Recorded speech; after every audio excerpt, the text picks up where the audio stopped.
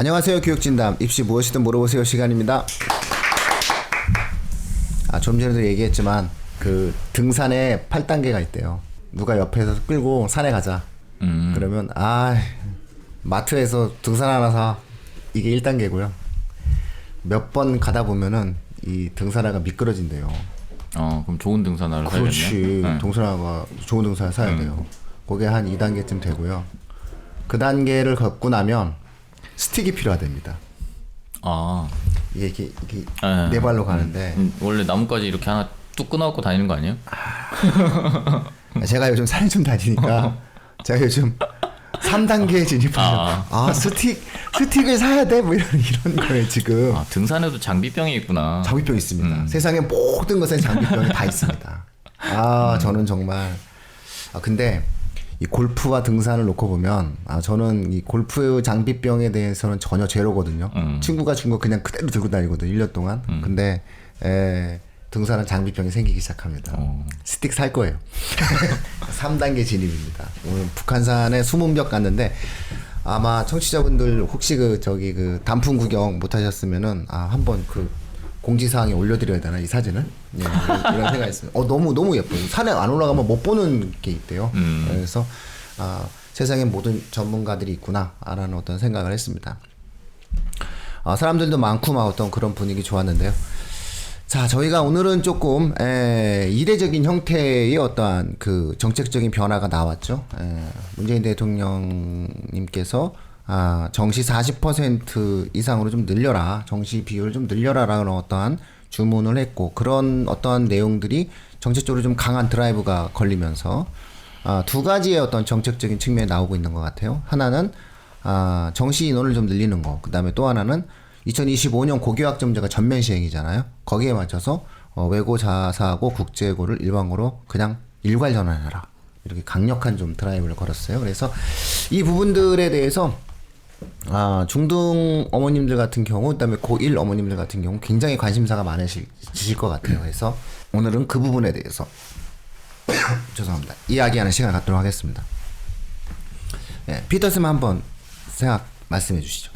지금 크게 고입에서 대입에서 두 가지 얘기가 나왔는데 정확한 거는 더 두고 봐야죠. 이제 결국 정치권에서 결정할 일이 됐고, 근데 일단 고입 같은 경우에는 좀 약간 좀 막연한 얘기 아닌가요? 일단 6년 후에 2025년에 얘기하는 거 보면은 다음 정권이 그렇게 할 것을 거의 권유한다 이런 수의 얘기고, 물론 법제화 얘기도 나오긴 하는데 글쎄요, 법제화까지는 또 넘어질 산도 많고 시간도 꽤 걸릴 것 같고, 그거는 사실상 좀 이게 굉장히 좀 복잡하고 머리 아픈 문제니까 일단 뒤로 미루겠다는 의미인 것 같고요. 다만 정시를 확대시킨다는 거는 지금 정부 여당뿐 아니라 정시 확대는 지금 대부분의 야당들이 찬성을 하고 있어요. 그래서 정확한 비율까지는 몰라도 확대 자체는 이미 지금 되고 있죠. 서서히 좀 늘었죠. 이미 지금 지금 고1 2022학년도부터는 꽤 늘었고요.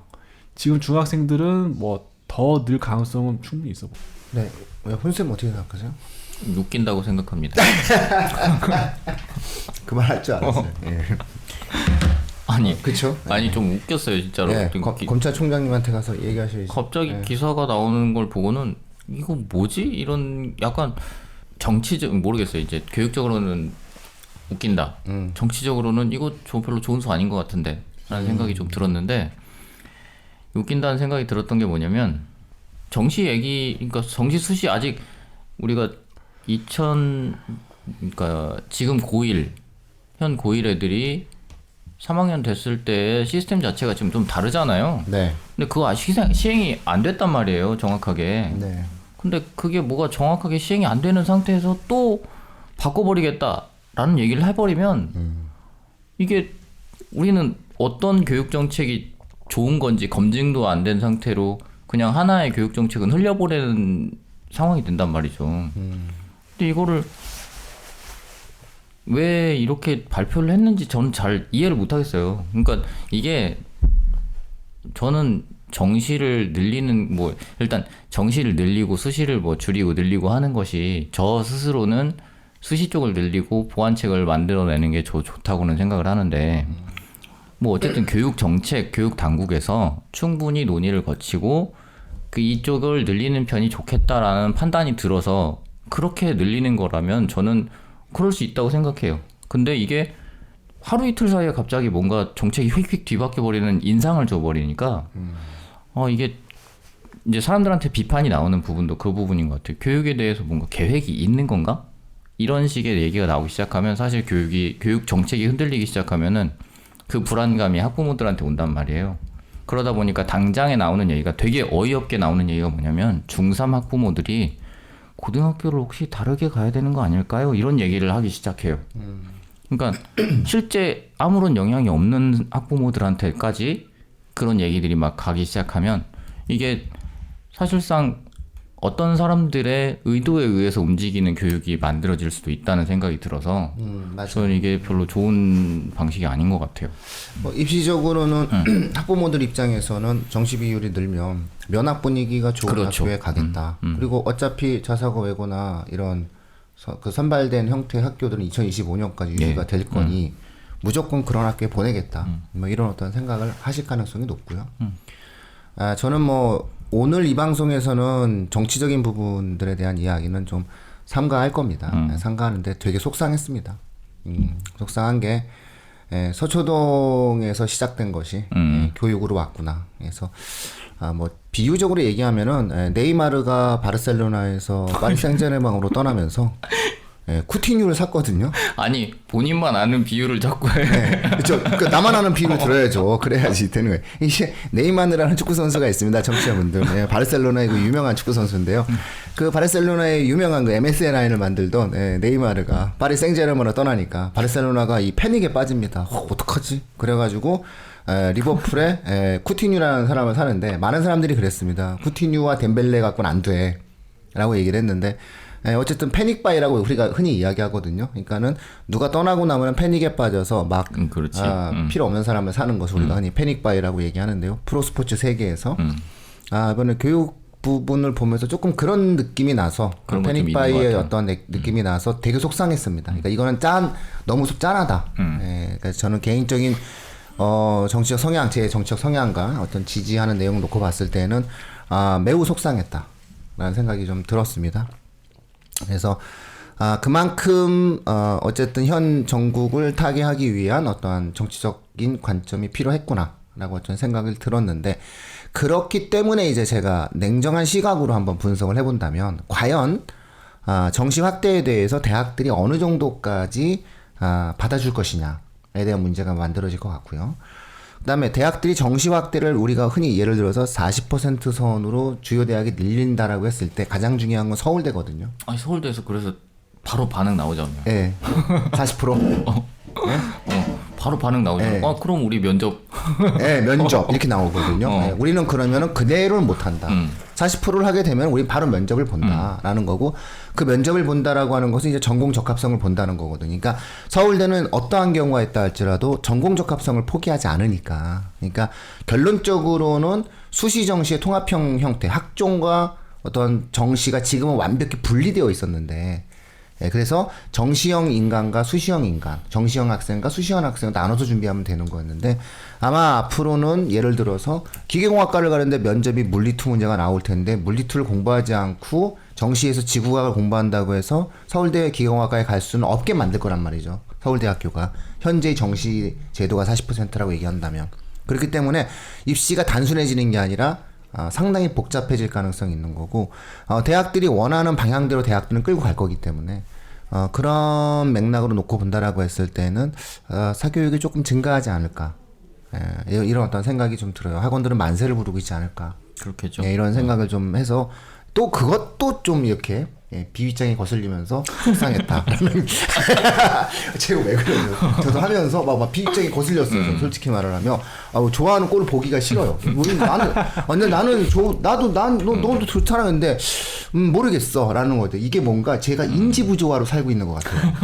저는 분명히 인지 부조화입니다, 청취자분들. 그래서 제가 지금 인지 부조화에 겪고 있다. 나는 정말 싫다. 이런 어떤 생각이 드는데, 정시가 된다라고 했을 때 이제 우리가 또 예상을 해야 되는 게, 이제 저희가 조만간 이제 이 교육진담에서 국어 방송 하지 않습니까? 국어 방송 청취율 높아질 겁니다. 왜냐면은 그 수능에 있어서 어떤 국어에 대한 어떤 비중감이 지금 현재 되게 높아지고 있거든요. 그래서 수학과 국어의 변별성을 어떻게 확보할 것인지 그런 문제에 대해서 사실상 상당히 연쇄적인 형태의 변화와 과정들이 만들어질 것 같다라고 생각하는 거고요.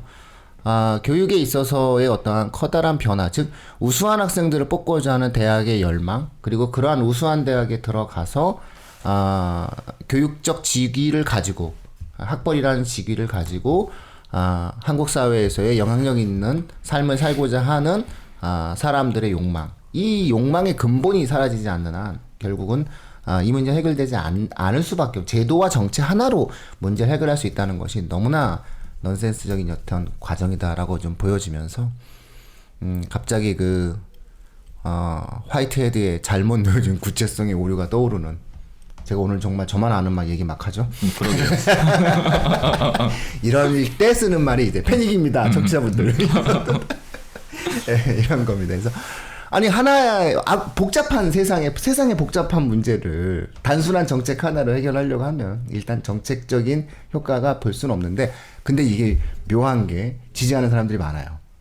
네, 맞아요. 그래서 국민 지지가 높고 현 정국을 타개하는데 조금이라도 소화제 같은 역할을 했다라고 좀 생각이 들어서 또 그런 면에서는 또 나름 괜찮아요. 그래서 인지 부조화라니까요. 근데 요 문제는 심층적으로 결정이 되어지고 움직여가는 상황 속에서 청취자분들께 실시간으로 좀 알려드려야 될 사안이다라는 걸 말씀드려야 될 것 같아요. 저는 40%가 되면 서울대는 명확히 면접 보고요. 서울대 면접 보면 연대 면접 보고요. 그러면 정시 전형 중에서 면접이 있는데 그럼 그 면접은 학생부 종합전형에서 우리가 흔히 이야기하는 전공에 관련된 계열 적합성 혹은 전공 적합성에 관련된 면접이 되거든요. 이렇게 됐을 때는 수시 정시 전략이 지금과 동일해질 수가 없어요. 서울대는 과거에 네. 물수능 최악의 물수능이었을 때 네. 정시도 그냥 긴급하게 심층 면접 본 사례가 있죠. 네. 그렇게 하고. 도저히 안 된다 이렇게 해가지고 그런 면이기 때문에 만약에 이 정책이 좀 추진이 될 것 같고요. 사립대는 어쩔 수 없거든요. 사립대는 받아야 되잖아요. 대학 입학 정원에 대한 어떤 감축 때문에 그 어떠한 상황보다도 교육부의 영향력이 굉장히 강할 거예요. 정책적인 영향력이. 그렇기 때문에 교육부의 어떠한 강한 드라이브에 사립 대학들이 이제 어느 정도 따라줘서 40%가 된다라고 얘기한다면 좀 지금처럼 단순한 어떠한 입시적인 형태, 학종 준비하고 내신 준비하고 하다가 안 되면은 뭐 2학년 1학기나 2학기 때부터 수능 준비하는 이런 것들보다는 조금 더 저는 오히려 더 복잡한 입시가 출현할 것 같다라는 것을 좀 말씀드릴 수 있을 것 같고, 그 다음에 이제 학생의 부담이 좀 살짝 늘어나는 면이 있어요. 이렇게 되면.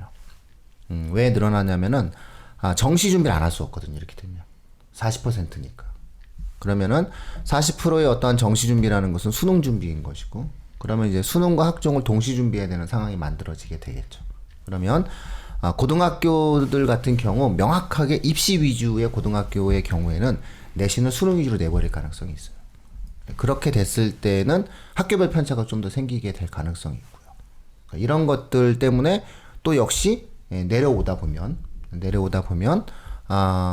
중학교에서 고등학교 올라갈 때 고등학교 선정에 대해서 또 신중하게 생각을 하셔야 되는 상황이 만들어질 수도 있고, 그래서 조금 함수 관계가 복잡해졌다라는 생각이 좀 들었다라는 거고요. 그래서 이제 청취자분들은 저희 방송을 열심히 들으셔야 합니다. 농담했는데 웃지 않아 주시고 그러시면 딴 생각들 하셨죠? 아니 지금? 농담이었어요? 난 진담인 줄 알고. 농담 속에 또 진실이 우리가 있고. 또 교육 농담이 아니잖아. 그렇죠. 이 교육 진담 우리 훈쌤이 지은 여러 이름 중에 제가 제일 마음에 드는 이름이에요. 왜 이러세요? 이름 몇 개를 지었는데. 그러니까 여러 가지 이름을 지었잖아요. 이름을 훈쌤이 지은 이름이 로고스, 파토스, 에토스. 그렇죠? 그 다음에 그 엘리고. 근데 수많은 이름 중에서 저는 이게 최고예요. 제가 이제 관여하고 있는 이름 중에서 교육 진담하고 이어짐 지으셨잖아요. 네, 이어짐. 그 다음에 올가. 죄송합니다. 이거는. 뭐야 이거? 그러니까 그런 이름들이 저는 괜찮다. 뭐 이렇게 말씀을 드리는 거죠. 자, 그러면, 청취자분들께 좀 사태의 추이를 좀 지켜보셔야 되는데, 만약에 이 부분들이, 정치적인 문제를 좀 고려하고, 우리는 철저하게 교육에 있어서의, 학생들의 어떠한 정책적인 측면으로 놓고 본다라고 했을 때는, 정리해 드리자면, 입시적인 형태의 과정을 복잡하게 만든다. 이렇게 이해하셔야 될 것 같아요. 복잡하게 만든다. 그 다음에 두 번째, 지금 제도처럼 예를 들어서 정시수시 분리적 시각 속에서 접근하시면 안 될 것 같다. 왜냐하면 정시라 하더라도 면접이라든가 기타 상황에 관련된 내용들을 볼 가능성이 있고 아마 서울대학교 같은 경우 즉각 이런 부분에 대해서 입시적 반응을 보였기 때문에 이런 부분들에 대해서 정시수시가 조금 결합 지점들이 생겨가는 과정, 즉 수능과 학생부가 지금은 분리되는 형태의 전형이었는데 교육부가 가장 강력하게 주장했던 수능 전형과 학생부 전형의 분리가 대학 입장 속에서 결국은 수능 전형과 학생부 전형에 조금 융합되어지는, 그래서 학생들이 좀 부담이 늘어나는 그런 형태의 전형들이 만들어지는 상황이 될 것 같다. 이렇게 저희가 한번 예측을 해볼 수 있을 것 같고요. 학부모님들의 어떤 반응과 어떤 정책적인 그런 부분들에 관련된 내용으로 뭐 교육 뉴스 브리핑에서 한번 또 이 주제는 또 다뤄봐야 될 것 같아요. 그래서 그때는 조금 뭐 자유롭게 또 다양한 형태의 어떠한 이야기들을 가지고 좀 말씀을 드릴 수 있을 거고요. 그래도 우리가 입시 무엇이든 물어보세요인데 입시제도에 중요한 내용이 결정이 났는데 그냥 지나갈 수가 없어서 저희가 방송을 좀 진행을 합니다. 좀 심층적인 좀 분석을 가지고 아마 확정되어지는 추세에 따라서 조금 더 청취자분들과 찾아뵙고 말씀드리지 않을까 싶어요. 아니 왜 이렇게 급하게 막 마무리를 하시려고 그러세요? 제가요. 수문벽이라고 아세요? 수문벽? 이게 처음에요. 청취자분들 죄송합니다. 제가 지금 패닉입니다. 그러니까 패닉이라는 게 뭐냐면요. 청취자분들 한번 누가 산에 가자고 그러면 이런 생각으로 가지 않으세요? 정말 올라가겠어? 저 높은 산을? 이런 생각이 드는데 정말 올라갔다고 생각해 보세요.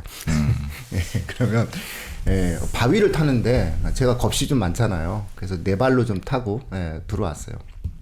네 발로 탈 만큼 경사가 막 그래요? 어떤 사람은 밧줄을 타요.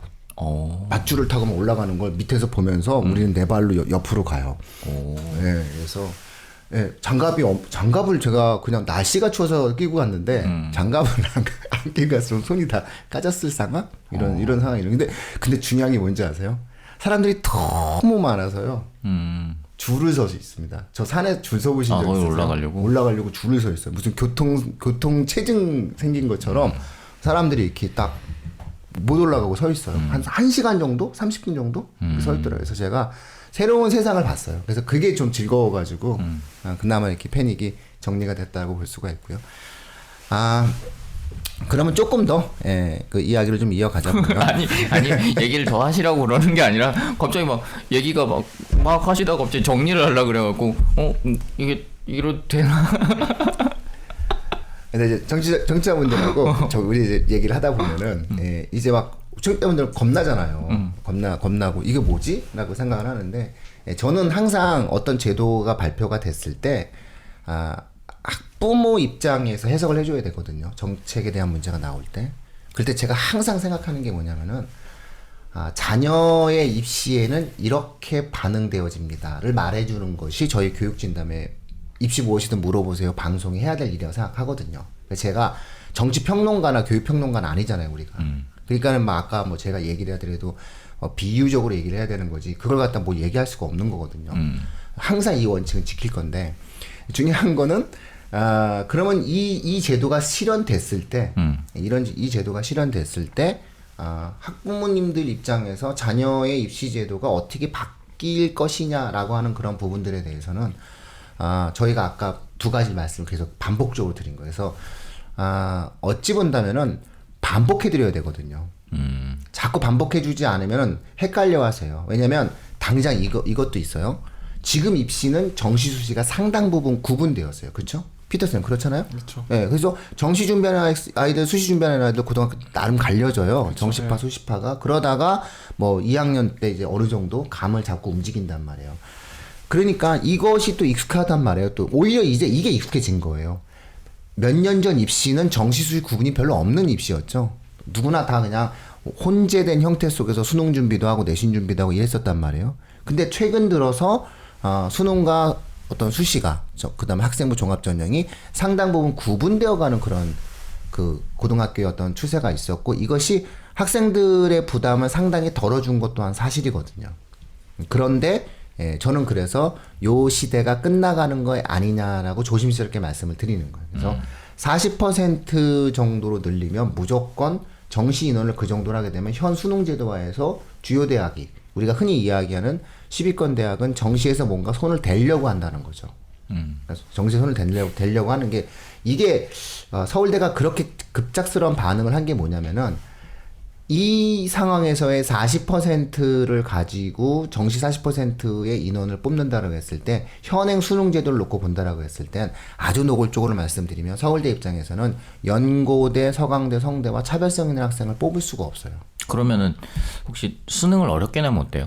그러니까 이 전제 조건이 또 뭐가 있냐면은 수능을 어렵게 내야 돼요. 음. 그리고 수능의 변별성을 확실하게 줘야 돼요. 그러니까 결국은 이렇게 된 이 문제가 세면 근데 또 인구가 40만 시대잖아요. 그렇죠. 그러면 중하위권 대학의 변별성을 확보하기가 매우 어려워져요. 그렇지. 예, 그렇기 때문에 어차피 수능의 변별성만을 가지고 해결은 불가능한 거예요.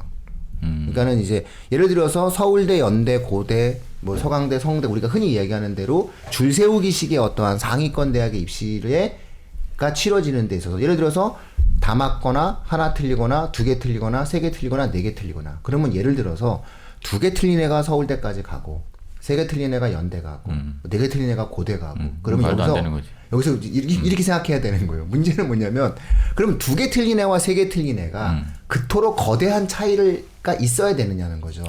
사회적으로. 이런 어떠한 것을 만약에 만들어 줄 정도가 된다면 되게 어려워야 돼요. 그렇죠. 문제가. 근데 그렇게 되게 어려우면은 중하위권 애들한테는 비슷해지니까 점수대가. 어차피 찍는 거니까 그쪽 밑에 중하위권 학생들은 찍어서 결국 점수가 나오는 거기 때문에 중하위권 대학이 오히려 정시로 지금 현재 학생들 잘 뽑고 있거든요. 그렇게 하고 수능 성적에 대한 어떤 의존도가 높단 말이죠. 그런 대학들 같은 경우 애들 뽑기가 어려워요. 정시로. 예. 그러니까 중위권 대학이 오히려 입시가 혼란스러워지고 그렇다고 문제를 예를 들어 쉽게 내게 되면 서울대 입장에서는 받아들일 수가 없는 거죠. 그렇게 됐을 때에는 면접을 보겠다. 그래서 서울대가 면접을 보겠다라고 선언을 한 이유는 뭐냐면 현행 수능 제도에 대해서 더 이상 어렵게 내는 게 불가능할 거라고 판단을 이미 하고 있는 것 같아요. 그래서 현행 수능의 난이도 상에서는 불가능하니 그렇다면 우리가 새로운 대안을 찾겠다. 이렇게 일단은 생각하신 게 아닌가 싶고요. 그렇게 되면은 사실상 입시가 분리되는 것이 아니라 좀 융합으로 가야 되는 거잖아요. 예, 그러니까 정시수시 분리라고 하는 대전제와 원칙이 조금은 좀 대학들의 어떠한 강력한 흐름들 속에서 좀 고쳐지지 않을까. 대학들이 아마 방향을 좀 틀지 않을까. 뭐 이렇게 우리가 예상을 해볼 수가 있는 거죠. 그러면 결국은 입시는 복잡해지는 거고 입시가 복잡해진다는 것은 해야 될 게 많다는 거고요. 그러니까 경우의 수가 많다. 그러니까 복잡한 것이 왜 힘드냐면 경우의 수가 많다는 거고 경우의 수가 많다는 것은 학생이 해야 될 일이 많다는 거고요. 그렇다면은 한정된 시간 속에서 학생들의 부담이 조금은 늘어날 수밖에 없다. 뭐 이렇게 이제 봐줘야 되기 때문에 저는 이 문제는 되게 심각하게 봐요. 사실은 그냥 정치적으로 보고 이런 걸로 봤을 때는 뭐 이게 뭐 어쨌드냐 저쨌드냐라는 문제로 만들어지겠지만 입시적인 형태의 내용을 놓고 본다면 단순한 문제는 아니거든요. 30%까지가 저는 마지노선이었다고 생각해요. 그러면 정시와 수시로 대학들이 어느 정도 요 정도 선에서는 정시 수시의 호환성을 인정하지 않겠다. 정시는 정시대로 수시는 수시대로 하는 것이 73 정도였는데 이걸 만약에 정시인을 대폭적으로 확대하라라고 얘기한다고 했을 때는 학생의 부담이 증가하는 다양한 형태의 방식들을 만들어낼 수밖에 없다. 그게 현재 어떤 수능 정시 제도에 대한 대학들의 판단이기 때문에 어떤 그런 부분들이 확장되어지는 추세에 따라서 좀 우리가 요 문제는 생각 외로 심각하게 좀 보고 항상 눈여겨봐야 될 사안이 아닌가.